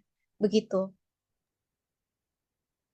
Oke, terima kasih Mbak Yuni. Nah, sebetulnya baik sekali ya respon-responnya dari teman-teman dan tadi juga bagaimana pengalaman yang apa namanya jika ada kasus kekerasan itu dibantu oleh lembaga bantuan hukum itu seperti sebuah keharusan ya karena tadi seringkali perempuan korban itu tidak memiliki kemampuan gitu untuk membela dirinya sendiri. Nah, terkadang mungkin kalau dia sembarangan memilih pembela gitu bisa jadi pembelanya itu juga tidak paham konteks problem kekerasan dalam rumah tangga dan lain-lain yang tadi tidak punya perspektif berkeadilan gendernya. Nah, poin utamanya sebetulnya adalah ketika lawyer itu atau bisa membuktikan bahwa perempuan itu mengalami berbagai banyak apa itu namanya kekerasan yang terjadi selama hidupnya. Nah, itu sebetulnya bisa meringankan dari hukuman yang diberikan oleh hakim kepada dia gitu. Dari kekerasan atau kejahatan misalnya seperti perlakuan pembunuhan dan lain-lain kepada pasangannya. Nah, itu bisa dibuat untuk meringankan hukuman kepada pelaku dalam hal ini perempuan. Nah, itu saja sih. Saya kira diskusinya sudah selesai ya, sudah cukup banyak dan menarik sekali. Saya tadi di berbagai sesi sudah banyak memberi kesimpulan-kesimpulan juga. Tapi secara umum mungkin kesimpulan akhir dari sesi diskusi panel terkait dengan gerakan feminisme dan gerakan regional ini adalah sesi diskusi yang sangat menarik dan up to date ya terkait dengan bagaimana masyarakat Indonesia dalam hal ini gerakan-gerakan perempuan atau gerakan feminisme di Indonesia sudah bergerak untuk membantu memperjuangkan hak-hak dan keadilan bagi perempuan. Nah, saya kira itu saja kesimpulannya. Terima kasih banyak kepada semua presenter dan terima kasih atas waktu dan kesediaannya untuk hadir pada acara pagi hari ini. Aplaus untuk kita semua ya. Terima kasih. Oke, terima kasih Oke, Tuti. saya kembalikan ke Ira ya. Terima kasih Tuti, share kita ya yang luar biasa. Memoderatori diskusi atau memfasilitasi diskusi kita kali ini. Boleh kita foto bersama dulu ya sebelum kita leave. Zoom ini juga sudah mulai berkurang orangnya. Kita foto dulu ya. Bisa dibuka kamera atau videonya? Saya akan hitung. Teh Hanifah nggak buka. Kak Marta, halo teman-teman Mbak Desti, adik masih. Oh, oleh. Halo Kak, oke ya saya hitung ya. Oke, Teh Hanifah nggak? Oke, 1, 2, 3 ya. Sebentar, saya ambil lagi fotonya. 1, 2, 3. Oke, terima kasih semuanya. Saya ingin menyampaikan pengumuman ada 2 panel ya. Setelah ini panel 315 jam 10.15 sampai 11.45. Setelah ini, Lembaga Pendidikan Perlawanan Kekerasan Seksual dan Penguatan Kesadaran Gender bersama chair kita Sabina Satriani Puspita PhD. Dan yang kedua di jam yang sama, parallel session di jam yang sama dengan host Farid. Kalau tadi saya hostnya, panel 316 Masyarakat Adat, Isu Kunci dan Gerakan Perempuan Etnik dengan chair kita Dr. Nikodemus Niko dari FISIP Universitas Maritim Raja Ali Haji Tanjung Pinang. Sementara Kak Sabina itu merupakan Deputy Director Monash Herb Faith Indonesian Engagement Center di Jakarta.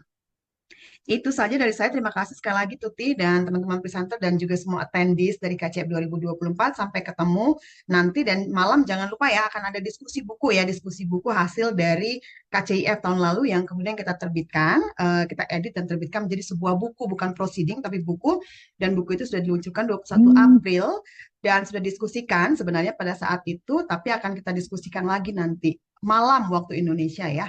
Jadi teman-teman harap hadir bisa langsung di Zoom. Kami juga akan live di kanal YouTube Livestock dan ini terbuka untuk umum. Jadi teman-teman bisa diajak buat gabung di Zoom karena tidak perlu pendaftaran gitu. Jadi link Zoom-nya terbuka untuk siapapun ya kalau sesi-sesi khusus. Akan ada lagi 2 sesi plenary session yang tentang Occupied Palestine dan Feminist Movements dan juga satu lagi special panel session di akhir ya tanggal 30 Juni. Terima kasih dan kami tunggu tulisannya ya. 1 bulan setelah KCIF berakhir, nanti akan kita umumkan lagi di semua akun sosial media Let's Talk ya. Jadi stay tune aja untuk pengumuman buku, ya penerbitan buku selanjutnya di KCIF 2024. Saya Ira, host, undur diri dan mohon maaf atas segala kekurangan. Sampai bertemu di panel-panel dan sesi KCIF 2024 berikutnya. Dadah, sampai ketemu. Makasih Terima ya. kasih. Oke, Tuti. Dan Terima semuanya. kasih Bye-bye. ya, Liv ya.